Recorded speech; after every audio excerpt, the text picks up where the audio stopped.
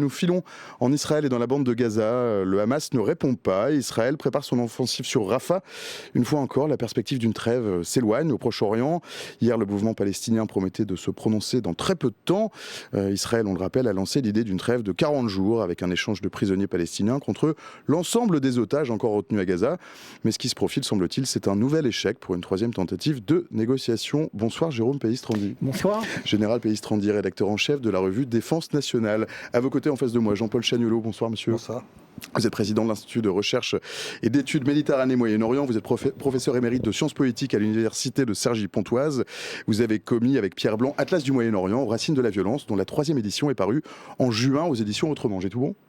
On aura aussi, à côté de Jean-Paul Chagnolot, Vincent Lemire qui va arriver d'un instant à l'autre, grâce à l'aimable concours de Matisse. Vincent Lemire qui est historien, spécialiste du Proche-Orient, auteur de la BD Histoire de Jérusalem, paru aux Arènes en 2022, co-auteur par ailleurs d'Israël-Palestine, Anatomie d'un conflit, avec Thomas Negaroff, qu'on connaît bien à France Info. 2 ouvrages dont vous pourrez retrouver les références dans le chat et dont il va nous toucher un mot quand il arrivera. Samedi, le ministre qatari des Affaires étrangères disait qu'à chaque fois qu'on approche d'un accord, les 2 protagonistes le sabotent. Est-ce qu'il y a un peu de vrai dans ces propos ? C'est pas faux. Hélas, c'est pas faux. Mais on pensait il y a encore peut-être 48 heures qu'on était presque arrivé à trouver une solution. D'autant plus que les informations que l'on pouvait avoir laissaient penser Israël avait fait un très grand pas en avant, beaucoup de concessions. Là, c'est le Hamas qui bloque, sachant que, et il faut bien comprendre que le Hamas, c'est pas simple à comprendre. Il y a la branche politique et puis il y a la branche militaire. Et visiblement, c'est la branche militaire qui refuse les concessions et donc qui refuserait pour le moment de répondre à cette demande de cessez-le-feu, de suspension de la guerre. Et voici Vincent Lemire. Bonsoir. Vincent, vous avez un micro à côté de vous. Il faut lui parler bien devant. Il est très directionnel.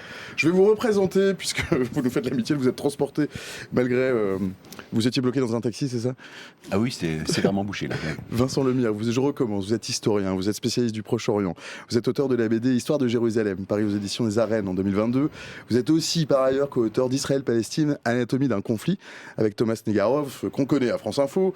2 ouvrages dont vous retrouvez les références dans le chat et dont vous pouvez peut-être nous toucher un petit mot en 1 minute avant qu'on commence. D'en parler ici, c'est d'abord un podcast et qui a eu un succès énorme, notamment auprès des plus jeunes. Radio France nous dit qu'il y a 2 millions d'écoutes et notamment sur les cibles jeunes. Et donc on s'est dit qu'il faut en faire quelque chose de plus durable peut-être. Les enseignants s'en emparent énormément. Et on a essayé de garder l'esprit du podcast, c'est-à-dire de la cartographie, de l'infographie, des chronologies, etc., mais tout en n'étant pas intimidant. Donc voilà, pour cette émission sur Twitch, je crois que ça c'était colle, très à propos. Ça colle à peu près. C'est pareil pour la BD en fait. C'est comment on fait pour rendre ces sujets pas intimidants, pas trop angoissants pour les gens qui nous regardent. Bienvenue, en tout cas, Vincent Lemire. Merci. On était en train de dire, je citais le ministre qatari des Affaires étrangères qui disait qu'à chaque fois qu'on approche d'un accord, les 2 protagonistes le sabotent. Général Pellistrandi disait qu'effectivement, c'était un peu le cas. La déclaration de Netanyahou hier sur, je ne sais pas si vous l'avez déjà cité, mais sur nous entrerons à Gaza de toute façon avec deal ou sans deal, c'est exactement le type de déclaration qu'il fait généralement toujours 24 heures avant la conclusion d'une négociation. Et les familles d'otages en ont l'habitude en fait. C'est comme si il disait exactement ce qu'il ne fallait pas dire. La dernière fois, c'était nous aurons tous les dirigeants du Hamas un par un. Quoi qu'il arrive, y compris s'il y a un deal sur les otages. Bon, c'est pas forcément la meilleure façon de conclure en fait une négociation. De l'autre côté, on sent que en fait le Hamas se sent assez tranquille dans la maîtrise du temps. Leur seule clé, c'est d'essayer de gagner du temps. Ils jouent au maximum. On va bien dans le temps de réponse, etc. Il y a des indices quand même qui montrent que évidemment que Yahya Sinwar est assez difficile à joindre, d'accord. On ne peut pas le joindre sur son portable, etc. Mais on va dire qu'il y a quand même une mise en scène du tempo qui est assez signifiante de ce point de vue-là. Professeur Chagnolot. En même temps, je crois que c'est un moment clé. Je veux dire, on a la question de ces d'éventuelles trêves se posent à chaque fois dans des contextes qui sont quand même sensiblement différents, même si les fondamentaux sont toujours les mêmes. Et là, il me semblait qu'on était dans un tournant important. Et effectivement, la question de l'attaque sur Rafah se pose avec tout ce que ça peut impliquer ensuite, tant sur le plan humanitaire, politique, même géopolitique. Si, par exemple, il y avait une attaque sur Rafah, ça voudrait sans doute dire qu'une partie de ce million et demi de Palestiniens pourrait traverser la frontière vers l'Égypte. En tout cas, l'Égypte s'y attend. Donc il y a vraiment quelque chose de très, très, très lourd qui se joue en ce moment. Et il me semblait vraiment que cette fois-ci, ça allait fonctionner parce qu'il me semblait que c'était aussi dans l'intérêt du Hamas. Parce qu'il avait là devant lui 40 jours. Et puis surtout, il y avait là cette possibilité d'échanger un certain nombre d'otages, on parle d'une bonne trentaine, contre des centaines ou plus de prisonniers palestiniens. Et on parle toujours du nombre, mais ce qui est très important, c'est de savoir qui.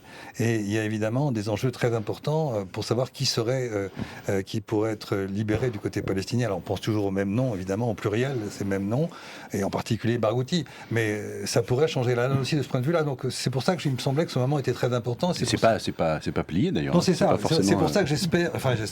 Je pense que c'est encore jouable parce que il me semble que c'est de l'intérêt du Hamas de jouer cette carte maintenant. Et par contre, pour Netanyahou, il est clair que s'il y a 40 jours, disons, de non-guerre, en tout cas de cessez-le-feu, il va se retrouver plus ou moins dans une sorte de vide politique, quoi. Et si dans un vide politique, ça posera bien des questions pour lui. Jérôme Pellistrandi ? Oui, je suis tout à fait d'accord. Ce que l'on voit, c'est qu'effectivement, la branche militaire joue la montre. Très clairement. Alors, bon, il faut quand même comprendre qu'ils en ont pris, excusez-moi de l'expression, plein la gueule. C'est-à-dire qu'il y a quand même beaucoup de combattants du Hamas qui sont morts. Hein. Mais ils jouent la montre. D'autant plus que il faut aussi le replacer dans le contexte international avec la croissance de la popularité du mouvement de soutien. On le voit avec les universités américaines. On le voit en France. Bon, donc le Hamas peut se dire, j'ai un coup à jouer, quoi. Je peux gagner encore du temps. Bon, et effectivement, de l'autre côté, alors ce qui est quand même assez aussi complexe à comprendre, c'est que l'on voit que l'affaire avec l'Iran s'est calmée temporairement. Bon. Alors qu'on a cru qu'on pouvait basculer quand même dans un scénario catastrophe. Et puis, bien entendu, ce qui est assez étonnant, c'est le silence, entre guillemets, des pays arabes, où là, il n'y a pas un soutien massif, franc et massif à l'égard du Hamas. Et ils aimeraient bien que le dossier soit réglé pour passer à autre chose. C'est ce qu'on a dit un peu du côté iranien, d'ailleurs. Oui, c'est pas l'ayatollah qui avait dit en gros que que soutenir le Hamas, ça allait pas arranger grand-chose.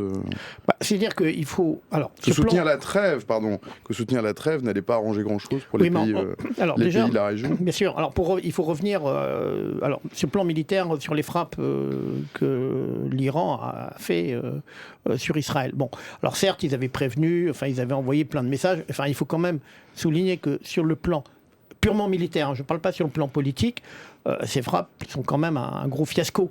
Bon, parce que le système antiaérien, alors israélien, mais pas que, avec les Américains, les Anglais, les Français, mais aussi les pays arabes, a fait que ça fait pchit en quelque sorte. Puis, je pense que Téhéran s'attendait à plus de résultats, en particulier sur les bases militaires. Donc, et de toute façon, Téhéran sait que il ne ferait pas le poids militairement en cas d'un affrontement majeur. Donc pour le moment, on est dans une attente. Par contre, il ne faut pas oublier la problématique du Sud-Liban et du Hezbollah. J'espère qu'on en reparlera d'ici quelques minutes.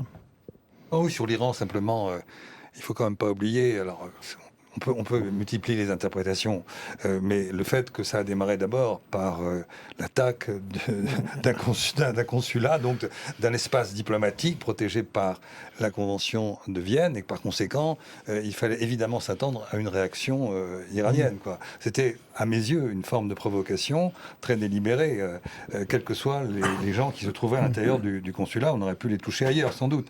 Donc il y a une vraie question. Quant à la riposte iranienne, là, je laisse les militaires s'exprimer, même si j'ai des doutes quand même sur le fait, quand on envoie des drones qui volent à 200 à l'heure sur une distance de 2000 km, on a le temps de les voir venir. Mais ça, je laisse le militaire s'exprimer. Il y avait drones et missiles balistiques. Voilà, les missiles, c'est plus court. Mais les drones anciens modèles qui mettent 6 heures pour arriver, on a le temps de les voir. Mais ils espéraient quand même qu'il y ait un phénomène de saturation. C'est sûr. Il y avait différents types d'armes. Les missiles, évidemment, c'est plus efficace. Vincent Lemire. Oui, on est aussi dans cette séquence post-iranienne. L'embrasement n'a pas eu lieu de ce côté-là. Alors moi, j'étais plutôt sur ce scénario-là, c'est-à-dire que je pensais qu'effectivement, les deux parties avaient intérêt à prendre leur gain après cette séquence-là. L'Iran, alors effectivement, sans doute s'attendait à ce qu'il y ait un taux de réussite un peu meilleur, mais finalement, le plus important, c'était de faire de l'image, c'était aussi de pour la première fois, frapper le sol israélien depuis le sol iranien. On l'a répété, mais c'est important, c'est-à-dire que cette ligne rouge a été franchie à moindre frais, et donc elle pourrait être un jour réactionnée avec d'autres types d'armements. Il faut toujours dire, y compris sur le plan opérationnel et militaire, que d'une certaine manière, ils ont testé l'adversaire.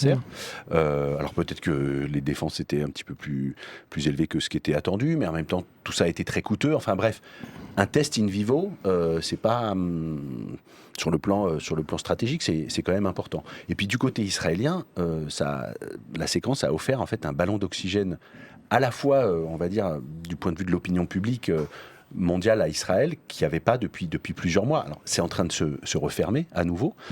Netanyahou, là, pour le coup, a été assez intelligent pour prendre ce petit gain dans la séquence et ne pas surréagir, avec effectivement des frappes qui ont été extrêmement ponctuelles. Et là, Netanyahou est à nouveau face à un choix qui est complètement cornélien. Soit il perd, soit il ne rentre pas dans Rafah, il va vers ce deal, et a priori, vu les déclarations d'il y a 48 heures de Ben Gvir et Smotrich, ils vont partir, et donc ils vont emmener avec eux leurs députés, et donc sa coalition va sauter. Là, on voit pas bien, ou alors il se retourne complètement, quoi. Donc, s'il y a deal avec libération des otages, et donc que l'opération de Rafah n'est pas lancée, a priori, il perd son extrême droite. À l'inverse, si il fait tout pour que ce deal n'arrive pas et que l'opération de Rafah est lancée, Gantz a l'air d'être vraiment sur le départ, et il l'a dit aussi plusieurs fois. Il a dit le plus important maintenant, c'est les otages. Rafah n'est pas une priorité. Bon, donc normalement, dans les deux cas, il perd. Mais ce que je dis, on l'a déjà dit 4-5 fois depuis le 7 octobre. 4-5 fois, on a dit que Netanyahou était dans le corner et qu'on ne voyait pas comment il pourrait se faufiler et s'en sortir une fois de plus. C'est une formule que j'utilise souvent. Il faut s'inquiéter quand Netanyahou est dans une situation presque impossible, parce que dans ces cas-là, la frappe sur Damas, d'une certaine manière, c'était une provocation, c'était une prise de risque, c'était une façon de faire bouger les lignes, en fait, et de desserrer un peu l'étreinte. Il a réussi, ça lui a donné 3-4 semaines. Pas pour longtemps. Voilà. Mais c'est toujours le problème avec Netanyahou. C'est un roi de la tactique, c'est un piètre stratège, mais c'est un roi de la tactique. On peut s'attendre, ça ce serait le scénario pessimiste, à un nouveau coup de Netanyahou dans les heures ou dans les jours qui viennent. Jean-Paul Chagnolo. Oui, je crois que quand on parle de cette offensive et de la position de Netanyahou, pour moi, depuis le début, cette affaire est une impasse stratégique. C'est une impasse stratégique parce que, au fond, qu'est-ce que veut dire une victoire totale ? Ça ne veut rien dire en réalité. S'il n'y a pas derrière quelque chose qui relève du politique, d'un règlement politique, d'une réflexion politique à moyen terme, ça ne va nulle part. Et on pourrait prendre bien des exemples dans l'histoire contemporaine, pas simplement du Proche-Orient. Et c'est ça le drame, c'est que ce personnage, depuis pas simplement le 7 octobre, mais depuis des années et des années, il est sur une obsession qui est en fait d'écraser la question palestinienne. C'est pas de la traiter, c'est pas de faire un compromis politique. Et donc là, il est, à mon avis, à un moment donné, même s'il est d'une capacité de rebond assez extraordinaire, je crois qu'il est au bout du bout, ou du moins il va arriver arriver un jour au bout du bout. Parce qu'il faudra forcément parler politique. Et ce type, il est incapable de parler politique, sauf bien entendu sur un point, mais qui est tout à fait complémentaire de ce qu'il veut faire par rapport aux Palestiniens, c'est-à-dire la normalisation. Son processus de normalisation soutenu par Trump était effectivement très efficace, car il espérait que la question palestinienne passerait sous le tapis. Dès lors qu'elle ressort et qu'aujourd'hui on ne peut vraiment plus la contourner, eh bien, il se retrouve face à une question qu'il n'a jamais suggérée. Il ne faut quand même pas oublier que celui qui, dans les années 93-94, disait que le Oslo n'est pas la solution, mais le problème, c'était Netanyahou. Il arrive au pouvoir en 96. En mai 96, avec 3 fois rien, un point de pourcentage avant. Donc on est dans cette situation-là. Et moi, je rejoins ce que disait Vincent. C'est vrai qu'il a toujours cette capacité de rebond. D'un point de vue tactique, il est très fort. Mais il me semble qu'à un moment donné, les lourdeurs stratégiques vont s'imposer. Et peut-être qu'elles vont s'imposer plus vite qu'on ne le croit. Il y avait le titre d'un édito de Haaretz il y a quelques semaines qui disait « Netanyahou est à court de mensonges ». Et en fait, ça disait, voilà, le roi est nu. Il y a un moment où normalement le réel doit s'imposer. S'il est asséché sur le plan tactique, on va voir qu'il est nu par rappur aux stratégies. Et même, on peut aller plus loin, il est à court de solutions militaires réellement. Oui, en plus, c'est voilà, ça. Parce que, en fait, sur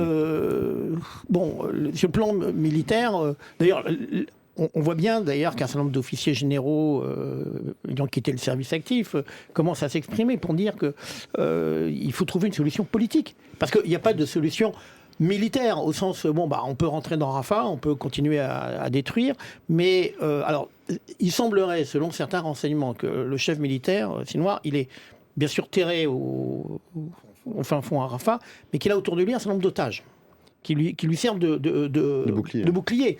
Bon, et donc, on peut continuer effectivement à bombarder, avec aussi, et ça c'est un élément qu'on ne souligne pas assez, c'est que c'est un conflit où 70% des pertes, alors qui sont, je ne parle pas de ce qui s'est passé le 7 octobre, mais de ce qui se passe sur la bande de Gaza, sont des femmes et des enfants. Et ça, c'est quelque chose qui sur le plan militaire, est sidérant. Ça veut dire que le Hamas ne cherche pas à protéger la population la plus fragile. Au contraire, elle sert de bouclier. Et on voit bien d'ailleurs que ça permet d'instrumentaliser vis-à-vis des opinions publiques. Et ça, c'est aussi très compliqué. C'est pour ça que je dis qu'il n'y a pas de vraie solution militaire. Cette formule du bouclier, elle est juste, évidemment. Mais c'est une partie de la question. Je suis d'accord, tout à fait. Parce que d'emblée, les autorités israéliennes ont bien décidé de ne pas faire la distinction entre un combattant et un civil. Il faut quand même rappeler ça. C'est-à-dire que, par exemple, quand on parle de destruction, il faut quand même rappeler, on le voit à la télévision américaine plus qu'à la télévision française, qu'il y a des unités spéciales qui viennent pour dynamiter systématiquement les bâtiments, comme l'université de Gaza, comme les écoles, et que les soldats se filment. Donc il ne faut quand même pas oublier cette dimension-là. Et que si on prend, par exemple, parmi les quelques drames auxquels on a assisté, ce fameux massacre de la Farine, lorsque tous les gens... Bon, là, il y a eu plusieurs dizaines de morts, et c'est des dizaines de morts qui sont, en fait, c'est l'armée israélienne qui tire. Il faut quand même... Il y a les deux dimensions, quoi. Donc, je crois vraiment que c'est une guerre, vous savez, en termes juridiques, on oublie les règles de la guerre. Fondamentalement, elles ont été délibérément mises de côté. Et le moment venu, on verra qu'il y a eu beaucoup de crimes de guerre, bien entendu du Hamas, c'est une évidence, voire des crimes contre l'humanité, au sens du statut de la Cour pénale. Mais c'est évidemment des crimes de guerre, et peut-être des crimes contre l'humanité de la part de l'armée israélienne. Je crois que c'est ça qu'il faut voir. C'est une guerre, quand même, hors norme par rapport à ce qui s'est passé. On a complètement oublié les règles les plus élémentaires. On pourrait en discuter longuement, mais je m'arrête là. On a encore non, mais je veux dire, c'est assez fondamental. Mais ce qui me paraît important, c'est juste une remarque que j'aime bien, qui est de Raymond Aron. Vous savez, c'est ce qu'il appelle, enfin je résume avec une formule, la dialectique du militaire et du diplomate.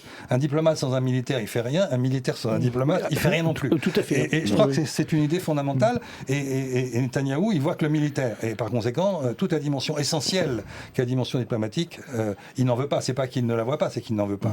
J'ai deux questions pour vous, messieurs, dans le chat. Yaskarou qui demande une question pour les invités. Vous êtes là.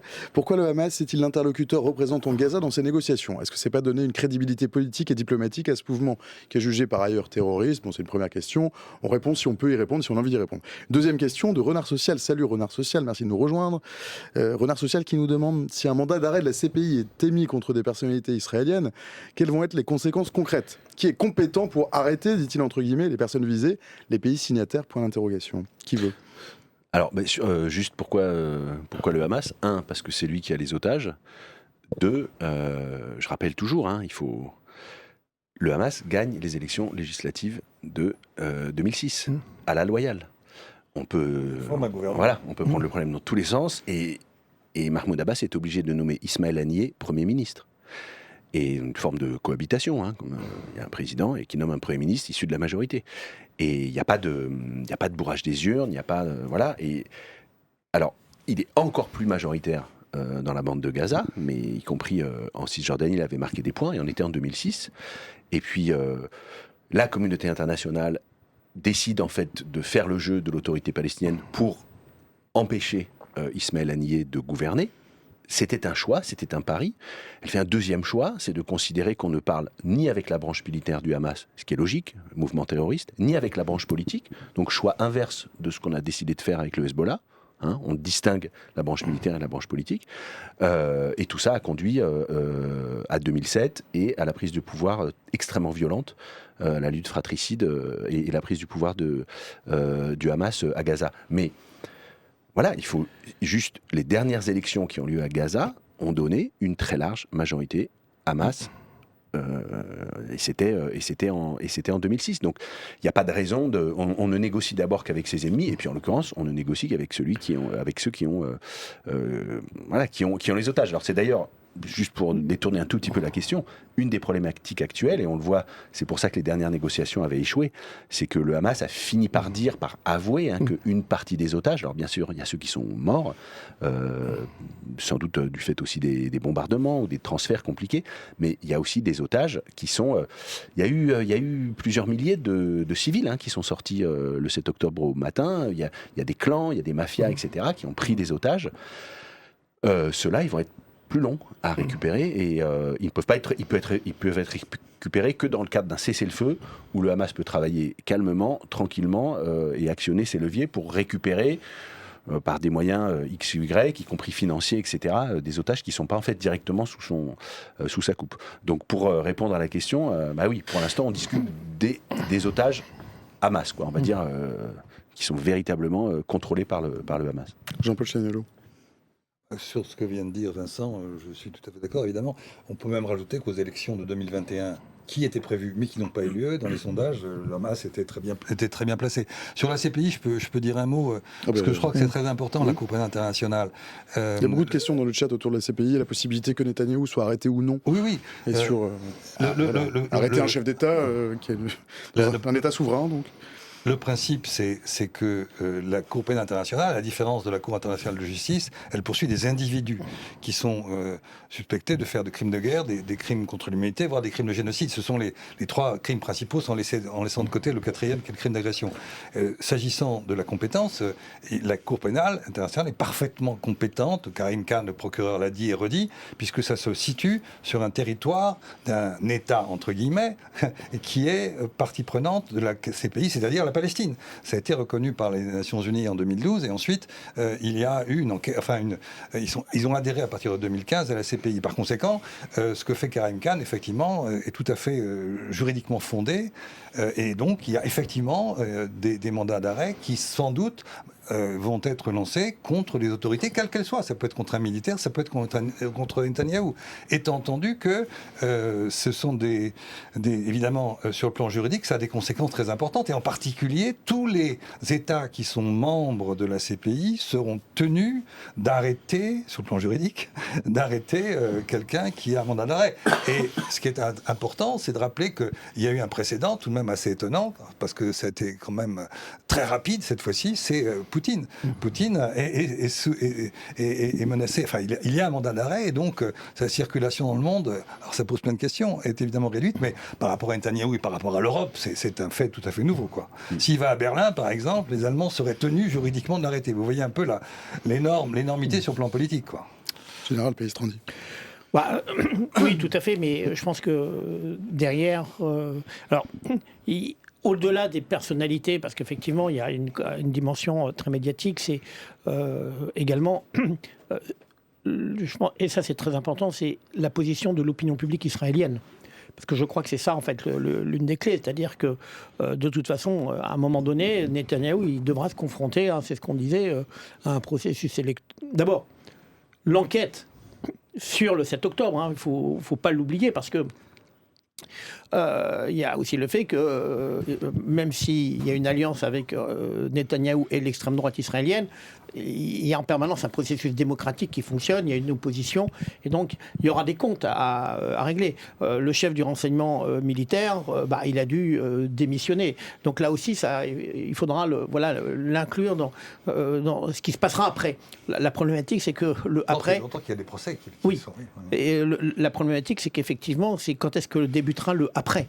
Parce qu'on est, pour le moment, pendant.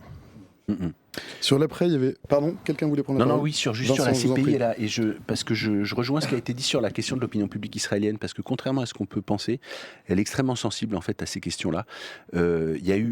Ça a été véritablement je ne crois pas que le mot soit exagéré, un traumatisme pour les Israéliens de comprendre que la Cour internationale de justice, au début de l'année, au mois de janvier 2024, était fondée à se saisir du risque génocidaire.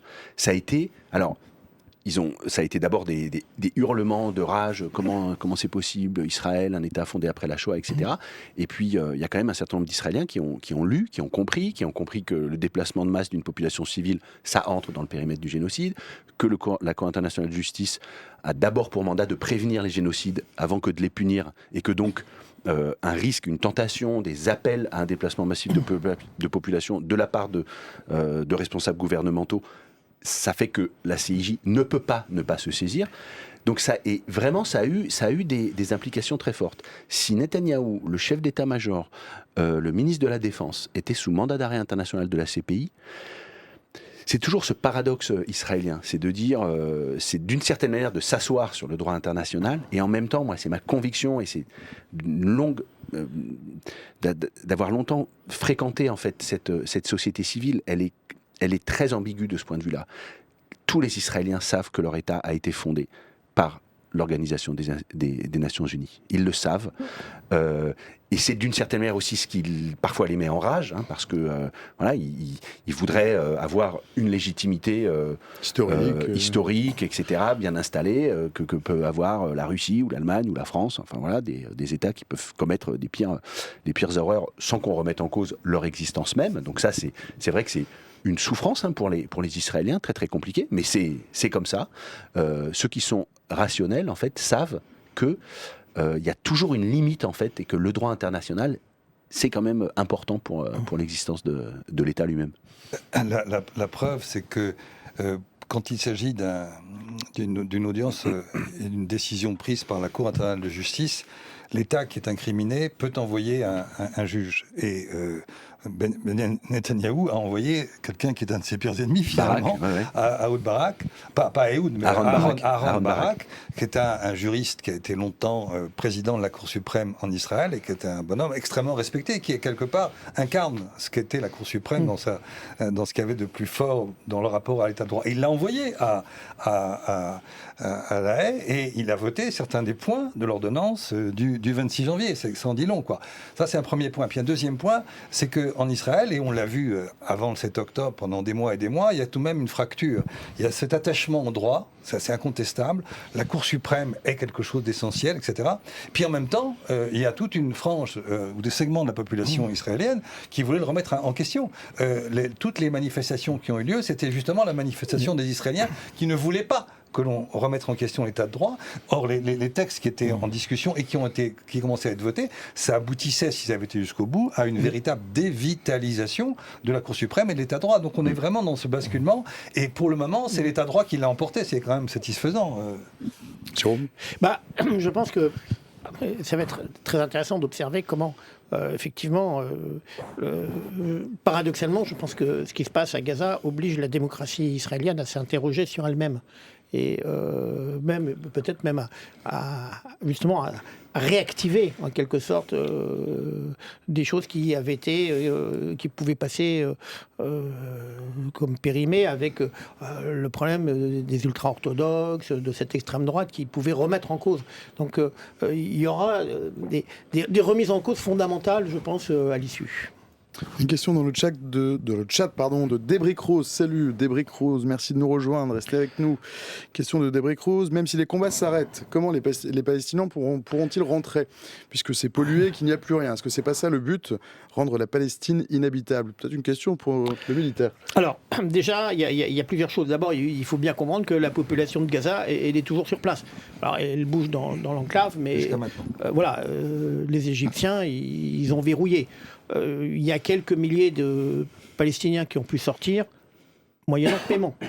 Le ticket, je crois qu'il est entre 5 et 10 000 $ pour pouvoir sortir. On pourra d'ailleurs s'interroger sur le rôle ambigu justement de l'Égypte là-dessus. Bon, maintenant effectivement on considère qu'il faut, je crois, j'ai lu ça tout à l'heure, l'ONU estime entre 50 et 60 milliards de dollars pour reconstruire Gaza. Bon, là les gens ils vivent dans les ruines, sous les tentes. Bon, l'aide humanitaire c'est compliqué, hein, on le sait, donc puisque en fait elle a été bloquée. Israël avec d'ailleurs, ce qui est assez intéressant, entre guillemets, l'accord tacite de l'Égypte, pouvait ouvrir ou fermer le robinet. Il va y avoir donc le port mis en place par les Américains, c'est le port artificiel en quelque sorte qui devrait commencer à fonctionner. Une espèce de barge, hein, c'est ça? Oui, voilà, d'ici la fin de la semaine. Bon, mais on voit bien que c'est une aide humanitaire pour survivre, c'est pas une aide pour reconstruire. Bon, voilà, et d'ailleurs, c'est ça aussi qui va être l'un des enjeux. C'est-à-dire, quel type de reconstruction pour Gaza? C'est-à-dire que, est-ce que chacun essaye de rafistoler sa maison, entre guillemets, ou est-ce qu'il y aura un plan ambitieux pour faire quelque chose qui soit viable? Parce que la question que l'on peut se poser, c'est quelle viabilité pour la bande de Gaza, même lorsque les armes auront cessé d'être utilisées, entre guillemets, on fait quoi de Gaza? Voilà. Et donc il y a beaucoup de questions sur la table, et là, il va falloir aussi mobiliser des acteurs pour financer la reconstruction.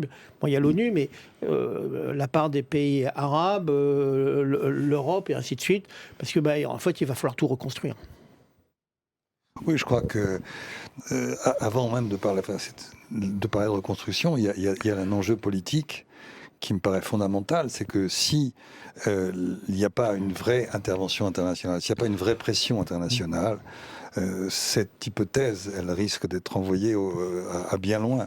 Je veux dire par là que en Israël, il y a régulièrement des manifestations de la droite, de l'extrême droite, qui sont quand même puissants aujourd'hui en Israël. Ils représentaient rien il y a 30 ans, mais aujourd'hui ils sont puissants, qui veulent recoloniser, qui veulent revenir à Gaza et réoccuper. Donc il y a cet enjeu majeur. S'il n'y a pas une vraie pression internationale, on retrouve ce que je disais sur le diplomate, enfin ce que Raymond Aron disait sur le diplomate et le militaire.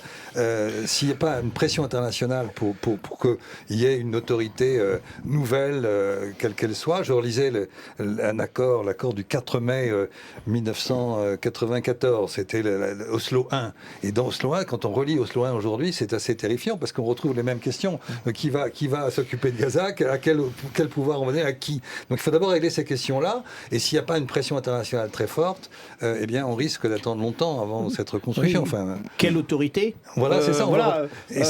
Et c'est ce qu'il y a dans le Oslo 1, c'est incroyable. Il y aura aussi sur le rôle de l'Agence des Nations Unies, l'UNRWA, où aussi il y a beaucoup de questions qui sont plus de questions que de réponses. Et je crois qu'il faudrait une force d'intervention militaire pour le coup, mais dans un cadre politique évidemment. Une force d'interposition, comme il y en a par exemple au Liban ou ailleurs, qui n'est pas forcément d'ailleurs les Nations Unies, ça peut être une force multinationale avec un statut spécifique dans le cadre d'un règlement ou d'un processus en marche. Et c'est pour ça on revient juste d'un mot aux 40 jours. Si on avait ces 40 jours, ça serait déjà un moment aussi d'abord d'apaisement terrible, enfin très important pour la population parce qu'ils sont dans une situation que chacun connaît. Puis ensuite, ce serait un moment d'apaisement politique pour essayer de penser la suite, quoi. Penser PENCER, SER, sans faire de jeu de mots facile. Oui. Sur les destructions, il y a eu une déclaration hier, je me souviens plus d'une des agences des Nations Unies, qui est très frappante, qui dit il y a plus de gravats, il y a plus de mètres cubes de gravats à Gaza en un peu plus de 6 mois qu'en Ukraine en 2 ans et demi, quoi. Ça permet de prendre la mesure de ce qui se passe. Sachant que le front ukrainien, c'est 1000 km de long, et que Gaza, c'est 42 km, quoi. Donc, voilà, pour qu'on se rende compte. Alors, effectivement, il y a eu aussi un autre chiffre, hein, c'est 100 camions qui tourneraient 24 heures sur 24 mettraient 14 ans à évacuer ces tonnes de gravats avant la reconstruction. Hein. Donc, c'est absolument vertigineux. Et d'une certaine manière, c'est la seule chose qui donne un semblant de rationalité, une rationalité absolument terrible et morbide à l'opération israélienne du point de vue de l'extrême droite. Parce que quand on dit rendre Gaza inhabitable, c'est le but des ministres suprémacistes du gouvernement Netanyahou. Ils l'ont dit explicitement, ils l'ont dit devant des micros. Smotrich encore hier a dit il faut tout détruire et il a ajouté personne à Gaza n'a le droit de vivre sous le ciel. Donc ça veut dire il faut tout détruire et il faut tuer tout le monde. Une sorte de vengeance biblique. Oui, il cite en général, voilà. Donc c'est la seule rationalité. Donc il y a Smotrich hier, il y a Netanyahou lui-même il y a 6 semaines devant ses partisans du Likoud, il a dit qu'il faut réduire la population de Gaza à son strict minimum. Il l'a dit. Et il est Premier ministre. Donc c'est là qu'on parle. Encore une fois, la Cour internationale de justice ne peut pas ne pas se saisir de ce sujet, puisque le déplacement massif de population civile volontaire, c'est un crime de génocide. Smotrich avait donné un chiffre, il avait dit l'idéal ce serait 100 à 200 000 Palestiniens à Gaza, ce qui supposerait plus de 2 millions d'expulsés.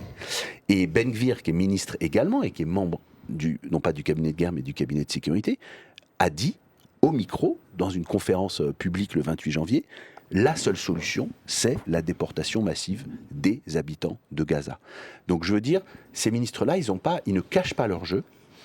Ils veulent rendre Gaza inhabitable et leur plan, depuis le début, et on a été un certain nombre à le dire, leur plan, c'était, ou c'est toujours, l'expulsion massive vers l'Égypte. Régler le problème une bonne fois pour toutes. Ils ne sont pas plus bêtes que d'autres. Ils savent que là, on est à 40 000 morts, mais qu'il y a 2,5 millions d'habitants. Donc, ils savent très bien qu'ils ne peuvent pas tuer tout le monde, pour être très direct. Là, on est à 1,5-1,6% de la population qui est morte, ce qui sont des chiffres vertigineux, mais voilà. Mais par contre, l'expulser massivement vers l'Égypte, ce serait une option. C'est ça aussi qui rend d'autant plus urgente, effectivement, comme l'a dit Jean-Paul, le cessez-le-feu, parce que ce serait un moment où on pourrait effectivement refaire de la politique et empêcher ce scénario du pire. Oui, je crois que on n'a pas idée en France de l'importance du rapport à la Bible. Dedans. Et il y a eu, et pas simplement l'extrême droite, c'est pas uniquement l'extrême droite, c'est aussi une bonne partie du Likoud, et Netanyahou doit être dans le coup. En tout cas, Netanyahou a envoyé une lettre, c'était à la mi-octobre, aux soldats. Et dans cette lettre, il y avait cette phrase, qui est un verset du Deutéronome, chapitre 25, verset 19. Cette figure biblique du... Et tu effaceras la mémoire d'Amalek. Amalek, c'est, pour ceux qui ne savent pas, c'est dans la Bible, c'est l'ennemi absolu du peuple juif. Expliquer un petit peu, j'ai lu le même article dans Le Monde diplomatique il y a quelques semaines, c'était passionnant. Expliquez peut-être à ceux qui nous regardent, parce que les gens ne connaissent pas bien Amalek, c'est quoi l'Amalek, c'est une figure qui si vous lisez la Bible, même en diagonale, vous retrouvez dans les différentes parties de l'Ancien Testament, et en particulier dans le Deutéronome, des références à Amalek. C'est vraiment l'adversaire absolu, le mal absolu. Et cette formule qui tient en un verset de 3 lignes, tu effaceras la mémoire d'Amalek, est là, d'un point de vue militaire, une portée terrible. Ça veut dire quoi ? Ça veut dire qu'il faut effacer le passé, c'est-à-dire les cimetières, profanation des cimetières. Il faut effacer tous les lieux culturels, tout ce qui ressorte de l'identité palestinienne. Et c'est plus un objectif, parce que cet objectif, il est réalisé aujourd'hui. Et quand je parlais des unités spécialisées qui venaient dynamiter les principaux bâtiments, ça relève de ça. Et dans le « tu effaceras la mémoire », il y a aussi une projection vers l'avenir. C'est-à-dire, on a aussi, mettons-nous à la place des enfants et des étudiants palestiniens. Aujourd'hui, il n'y a plus d'école, il n'y a plus d'université. Donc vraiment, ces formules-là ont une puissance terrible. Et d'ailleurs, ça a été dit par Netanyahou, mais ça a été dit aussi par Galland, ça a été dit par... Et pas simplement l'extrême droite. Et puis maintenant, c'est plus des objectifs. c'est une partie d'une réalité. C'est-à-dire que c'était des objectifs en octobre, novembre, maintenant c'est une réalité. Et qui est une réalité effectivement terrible et qui n'est pas terminée parce que je pense vraiment que, comme le dit Vincent, l'idée derrière tout ça, c'est effectivement du nettoyage ethnique. Il faut dire les choses comme elles sont. C'est pas par hasard si les Égyptiens ont construit cette zone de sécurité juste derrière pour essayer d'empêcher que les Palestiniens n'aillent trop loin dans le territoire égyptien. Donc c'est une hypothèse qu'ils ont pris très au sérieux. On n'imagine pas l'armée égyptienne en train de tirer sur les Palestiniens qui veulent rentrer. Donc ils les laisseront passer s'il y avait un mouvement de foule. D'où l'importance de Rafah et d'où l'importance de ce qu'on évoquait tout à l'heure en disant que c'est un moment particulièrement essentiel aujourd'hui, savoir si oui ou non cet accord sera signé, car s'il ne l'est pas, cette offensive pourra avoir les conséquences qu'on évoque ici. Général Pellistrandi. Oui, je suis tout à fait d'accord. Il y a cette dimension, effectivement, on va dire apocalyptique, dans le sens biblique, et qui est effectivement, bien sûr, liée à ce qui s'est passé le 7 octobre. Donc on est dans une... Alors, nous, ça peut nous sembler dans une irrationalité avec notre regard occidental, mais il faut le replacer effectivement dans le contexte régional. Avec le fait, c'est assez finalement paradoxal, c'est que, et là aussi on peut s'interroger sur le fait que pour Israël, donc il y a cette dimension donc effectivement apocalyptique, messianique, et que de l'autre côté, les pays arabes, on les entend quand même pas beaucoup. Alors bien sûr, ça négocie le Qatar, l'Égypte, mais avec la volonté que ça reste que ça reste régional. Que ça reste régional. Alors même si le régional est local, parce que il y a aussi un autre sujet qui est quand même extrêmement important, c'est ce qui se passe notamment au Yémen avec les rebelles houthis, parce que ça a quand même un impact direct sur l'économie égyptienne, parce qu'elle est impactée à double titre. D'une part, effectivement, la baisse de recettes du canal de Suez, qui représente quand même la troisième source économique pour l'Égypte, et puis le fait que aujourd'hui les touristes ils vont pas en Égypte, hein. Donc ça aussi c'est des éléments qui sont extrêmement compliqués et dans lesquels on le voit bien, il n'y a pas de solution simple. Oui, je crois que quand on dit les États arabes, je crois que l'Égypte, ils ont un degré d'autonomie très différent. Le Qatar est déjà un peu marginalisé pour plein de raisons. L'Égypte est quand même très largement liée aux États-Unis. Ils n'ont pas beaucoup de marge d'autonomie. Enfin, c'est clair. La Jordanie est très impliquée, mais complètement impliquée même. Il faut le rappeler. C'est même essentiel pour eux. C'est même existentiel quelque part. Hein. C'est un tout petit pays, la Jordanie. Oui, mais c'est un tout petit pays où il y a beaucoup de Palestiniens, une majorité, et puis ils sont complètement liés au conflit depuis le début. C'est une évidence. Mais il y a un État qui se détache, qui ne s'exprime pas, mais qui joue un rôle majeur, c'est l'Arabie Saoudite. Car il est évident que si on pense l'avenir, à mon avis, on ne peut pas le penser simplement Israël-Palestine, on doit le penser global. Et ça veut dire une architecture globale de sécurité. Et ça veut dire, évidemment, la participation... On en est très loin aussi. Oui, non, mais je veux dire, si on pense l'avenir, il faut le penser. Et si on pense, on ne peut pas faire simplement... C'est pas simplement un règlement, ce qui serait déjà considérable, qui permettrait d'aller vers quelque chose de politique sur le plan des rapports entre Israël et les Palestiniens, mais il y aura forcément quelque chose de plus global. Et l'Arabie Saoudite, qui devait, il faut quand même le rappeler, normaliser ces relations. La question n'était pas s'ils allaient le faire, mais quand. Eh bien, aujourd'hui, ça peut être partie du deal, ça, évidemment. On en reparle beaucoup, et à juste titre. Si l'Arabie Saoudite joue le jeu, et du coup, la reconstruction, elle s'inscrit dans tout ça. Donc, je pense qu'il faut, à un moment donné, penser globalement. C'est ça que je veux dire. Et puis, je pense aussi que pour les pays arabes, il y a aussi quand même une urgence calendaire, parce qu'eux aussi, ils ont peur des élections américaines de novembre, parce que avec Biden, il peut y avoir effectivement, Anthony Blinken est quand même un vrai diplomate, il y a possibilité de discussion. Un retour de Trump à la Maison-Blanche pourrait être beaucoup plus brutal, et donc il y a urgence à trouver des solutions rapidement pour ces États-là, pour justement avoir cette espèce de dialogue de sécurité avant une éventuelle mauvaise surprise au mois de novembre. Vincent Lemire. Oui, non, j'avais pas. Vous voyez acquiescer. Particulier, j'acquiesçais tranquillement. Dans le chat, parce que quand les gens nous disent des choses gentilles, je les relais. Hein. Marie Hunter nous dit: je suis heureux d'entendre enfin des choses sensées de la part d'une chaîne d'infos. Merci et merci de transmettre, parce que vous écouter France Info tous les jours. Et rejoignez-nous et continuez à nous suivre, bien entendu. Tout en carton très intéressant. Merci pour cette émission, mais merci à toi. Il y a eu des voix pour dire que ni le Hamas ni Netanyahou n'avaient vraiment intérêt à cette trêve. Oui, c'est pas faux en fait.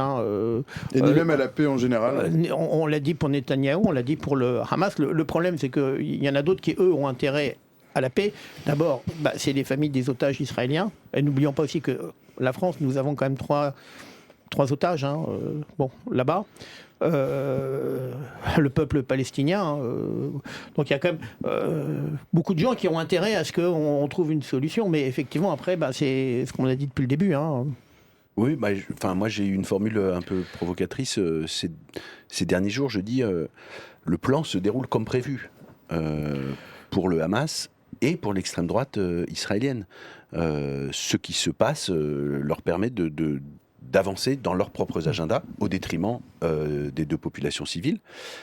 C'est ce qui doit continuer de nous encourager à essayer de refuser un campisme qui est, on voit, qui est de plus en plus polarisé. C'est ça, moi, qui me frappe.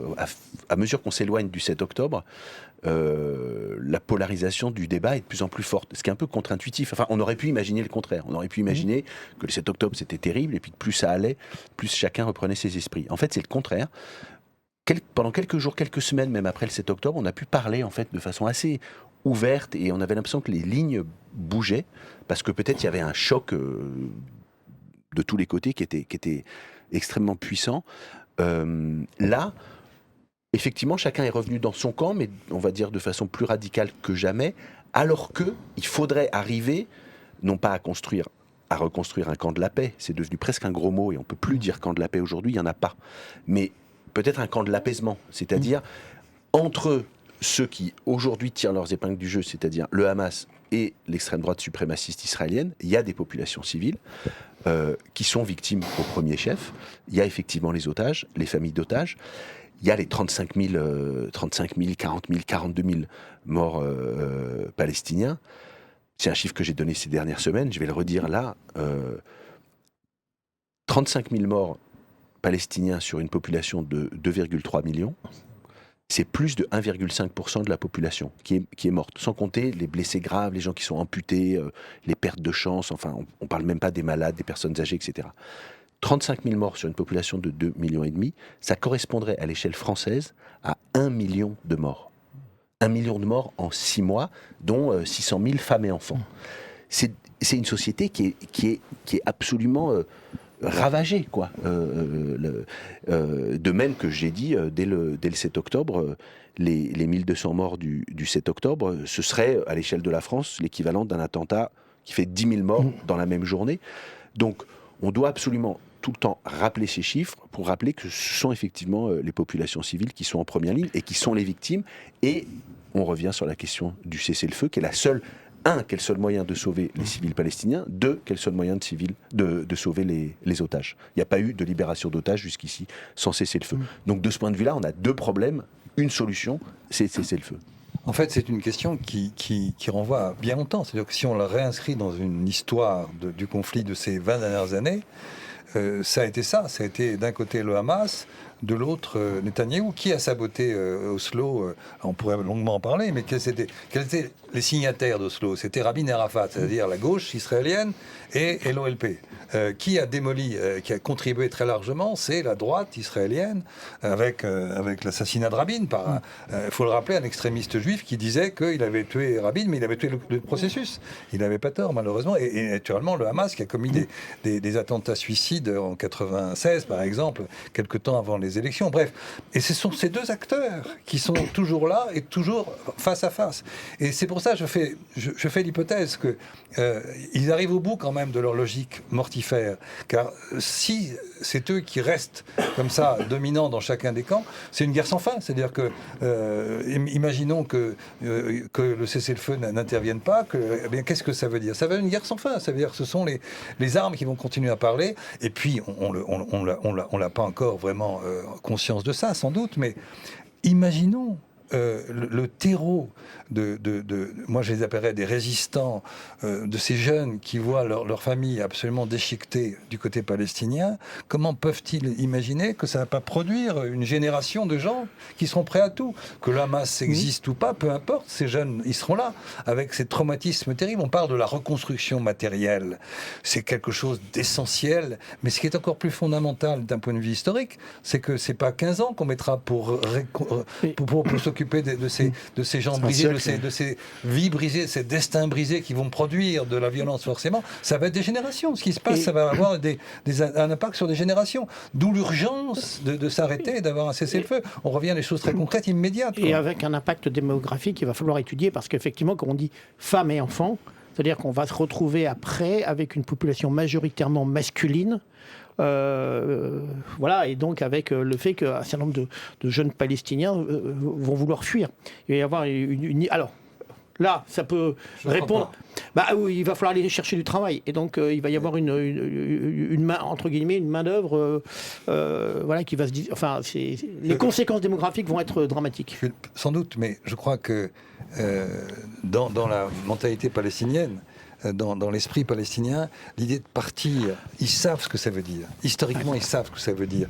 Et il y avait des entretiens avec des pères de famille là, à Gaza qui disaient bien sûr, je sais que si je pars, je ne pourrai pas revenir. Mais en même temps, si je peux sauver ma famille en partant, je sauve ma famille. Voilà le dilemme. C'est ça. Mais fondamentalement, les Palestiniens, ils savent que partir, ça veut dire s'exiler définitivement.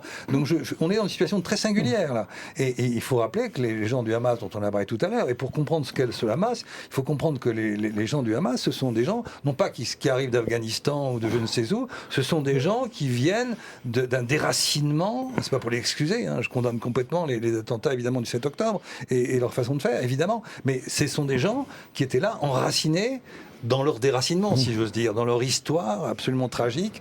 Et c'est en fait, dans une famille, dans un camp de Palestiniens, vous avez 3 générations. Ceux qui sont partis en 48, c'est le grand-père, puis le père, puis le fils, quoi. Donc c'est ça, on a affaire à ces gens-là. Et par conséquent, je doute qu'ils veulent y aller plus loin, quoi. Ils veulent rester et se battre. Et donc ça provoquera beaucoup de violence. C'est ça le problème, d'où l'urgence de quelque chose. Voilà, je ne veux pas être trop long, pardon. Mais non, vous étiez très bien, Jean-Paul Chanuot. Jérôme, vous me regardez, vous vouliez intervenir? Oui, non, juste pour rejoindre ce qui a été dit, c'est qu'en plus il faut comprendre, il faut s'inscrire dans le temps long, et y compris dans le passé. C'est ça ce qui est absolument... c'est ça aussi la difficulté auquel on est confronté. Je dirais même, maintenant, il faut, enfin non plus tweeter, mais xer en quelques... à vouloir aller vite sur des sujets d'une telle complexité dans lequel il faut remonter. Alors, est-ce qu'il faut remonter jusqu'à l'Antiquité? Oui, enfin, il y a ces fondamentaux qui sont essentiels. Et je crois que si on n'accepte pas cette complexité, qui n'est pas facile, en particulier pour le résoudre sur le plan politique et diplomatique, on va droit à l'échec de toute façon. Débrick Rose a une autre question pour nous. Question, nous dit Débrick Rose. Est-ce que ce serait un cessez-le-feu pour faire de la politique ou juste pour refaire des munitions? Et on a Scarou qui lui répond, ce serait surtout pour permettre l'approvisionnement en nourriture, produits de santé et de nécessité. Il y a un peu des deux, j'imagine. Derrière la question de Débrick, il y a en fait, c'est une guerre qui peut durer longtemps. Si on fait le cessez-le-feu, c'est très bien, évidemment, mais est-ce qu'on n'irait pas vers une guerre qui va continuer, donc un cessez-le-feu de 40 jours, puis la guerre, puis le cessez-le-feu? C'est quoi le principe du cessez-le-feu, à part arrêter la guerre à un moment? Par exemple, entre le Liban et Israël, c'est un cessez-le-feu. Oui. Entre la Syrie et Israël, c'est un cessez-le-feu. Il faut que les gens qui nous regardent sachent que Israël n'a un traité de paix qu'avec 2 États dans la région, la Jordanie depuis 1994 et l'Égypte depuis 1979. Tous les autres, c'est des cessez-le-feu. D'accord? Donc c'est très bien un cessez-le-feu. Enfin, je veux dire, c'est mieux que rien, c'est mieux que la guerre, c'est mieux que la dévastation, et ça peut durer très longtemps. Voilà, c'est ça ce qu'il faut lui répondre. C'est que, ça permet pas d'avoir des ambassades, des relations diplomatiques, des échanges, etc. Mais ça permet déjà d'arrêter de s'entretuer. Ça peut durer des décennies et des décennies, comme c'est le cas en ce moment avec la Syrie. Peut-être que ces questions concernaient la trêve, alors, plutôt que le cessez-le-feu. Pardon, il y a juste, pour répondre à cette question, il faut savoir à quel séquence d'histoire on s'attache. Si cette séquence d'histoire est celle qu'on vit en ce moment, je crois que Vincent a très bien répondu, il n'y a rien à dire, enfin rien à rajouter, mais si on prend l'histoire longue, comme vous évoquiez, c'est-à-dire que si on commence dans les années 20, et malheureusement c'est une guerre sans fin, c'est-à-dire que c'est quand on dit à quoi il faut remonter pour l'histoire contemporaine, ça nous emmène au début du mandat britannique, ça nous emmène au début des années 20, ça a commencé là. Et il y a eu des conflits, il y a eu des cessez-le-feu, et on continue. Alors ça peut être un de ces cessez-le-feu qui s'écoule sur pratiquement, on va dire, un siècle, 1922, 2024, ou bien est-ce que c'est enfin peut-être un cessez-le-feu qui aurait cette fois-ci cette valeur assez exceptionnelle de conduire à un apaisement et peut-être à une paix. On peut toujours se raccrocher à cette idée parce que c'est la seule qui permettrait de sortir de cette guerre sans fin. Oui, c'est exactement ça, et on le voit bien notamment, effectivement, parce qu'on en a peu parlé, mais aussi au Liban, où il y a des phases de montée en puissance, de fièvre. La problématique, c'est qu'effectivement, dans ces cessez-le-feu, c'est quand est-ce que je m'arrête pour ne pas basculer dans une escalade incontrôlable. Et derrière, il y a aussi, effectivement, certes, s'il n'y a pas des relations officielles, ça discute aussi beaucoup. Et ça, c'est un élément essentiel. Et puis, il y a un élément par rapport à ce qu'on évoquait tout à l'heure, c'est qu'un cessez-le-feu, il y a aussi une autre façon de le voir. Je disais par rapport aux séquences, mais il y a aussi par rapport à une question territoriale. Le cessez-le-feu entre deux États, il y a une ligne d'armistice qui est tracée. Là, c'est extrêmement difficile parce qu'il y a imbrication complète. Si on va en Cisjordanie, c'est une imbrication. Donc, qu'est-ce que ça veut dire? Parce qu'on n'a pas dit un mot de la Cisjordanie, mais la situation en Cisjordanie, elle est absolument catastrophique. Et la guerre est aussi en Cisjordanie, il faut quand même le rappeler. Ouais, plus de 500 morts palestiniens en Cisjordanie depuis le 7 octobre. Ce sont des chiffres incomparables avec les années précédentes. Oui, il y a une situation de conflictualité en Cisjordanie qui est très très forte. Le problème, c'est qu'on a des radars qui sont tellement tous sursaturés du côté de Gaza, du côté de la frontière nord du Liban. Et tu as raison, c'est que on n'arrive plus à voir ce qui se passe en Cisjordanie aujourd'hui. Si ça s'était passé il y a un an, ça ferait les gros titres en permanence. C'est des expulsions, des tirs à balles réelles de la part de colons, etc. Donc oui, c'est aussi ça un foyer possible d'embrasement. Jérôme Pellistrandi. Oui, alors effectivement, au début de l'émission, on recommandait les lectures des ouvrages qui sont absolument... Alors, moi, il se trouve que justement...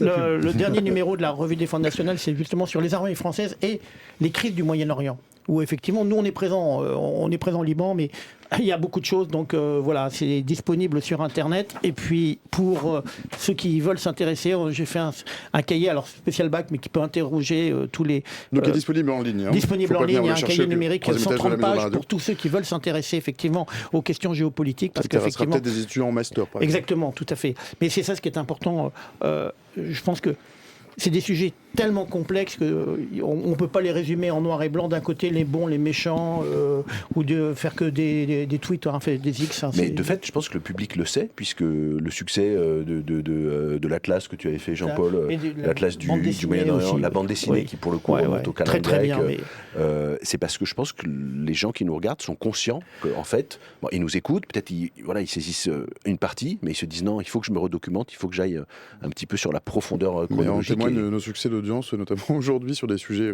qui sont parfois clivants, mais qui sont très complexes. Merci à vous, chers messieurs. Mais justement, il est 19h, passé de 49 secondes, 50 secondes, c'est l'heure où je vous chasse.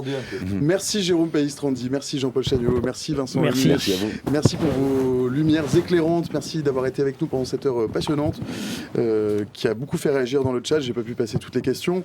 Revenez, merci Jérôme. Revenez, si vous avez aimé l'exercice, revenez. Et ce sera avec grand plaisir. Et je vous remets entre les mains pacifiques de notre ami Mathis.